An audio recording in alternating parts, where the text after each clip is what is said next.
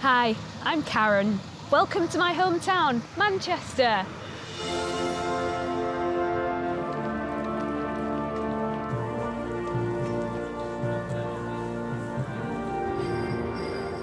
Manchester is a city in the northwest of England.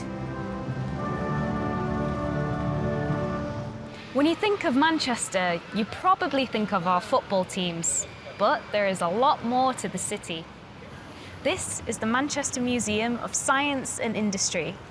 I've come here today because I'm going to find out about the city's link to the British weekend. Like many good ideas, it started right here in Manchester. To us, the weekend is part of our routine and we can't imagine life without it. But there was a time when working people didn't really get a weekend.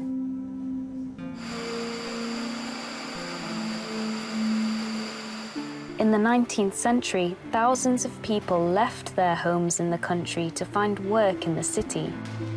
Manchester became the first industrial city and it was the home of the cotton industry. Until 1843, people worked for 6 days, from Monday to Saturday, and had a day of rest on Sunday when they went to church. The work, like here in a cotton mill, was hard and often dangerous. But in the 1840s, a group of men began to ask local factory owners to give people an extra half day off on Saturday afternoon.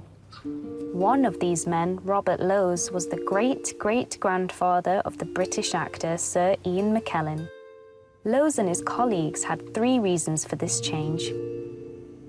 The first reason was commercial. When people worked from Monday to Saturday, they had no time to spend their money because shops were shut on Sunday. The second reason was religious. People were tired from the working week, so they didn't always go to church on Sundays. The last reason was economic. When people had more time off, they could rest more, be healthier, and work harder during the week.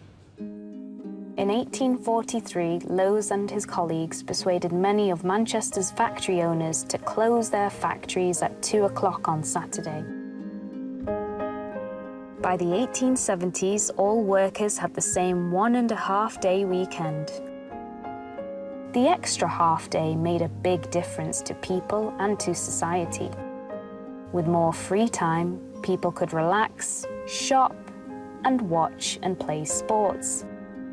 In fact, Manchester's love of football began at this time. In 1878, Newton Heath Football Club began, and 2 years later, St. Mark's Football Club was formed. Newton Heath became Manchester United, and St. Mark's became Manchester City. The British weekend has continued to change, and by the 1960s, we had a 2-day weekend.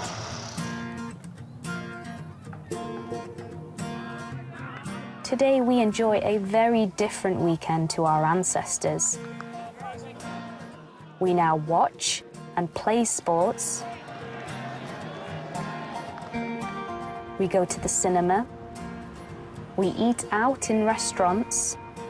Or we go to shopping centres like this one, the Arndale Centre. Because in the 1990s, the law changed and shops started to open on Sundays. But all these changes haven't been good for everyone. Some people, shop assistants for example, have to work at the weekend and are not paid any extra. Maybe our working week will change again to improve our quality of life. One suggestion is that we make the working week 4 days and increase the weekend to 3 days. In theory, this would be better for the economy because more people would have a job.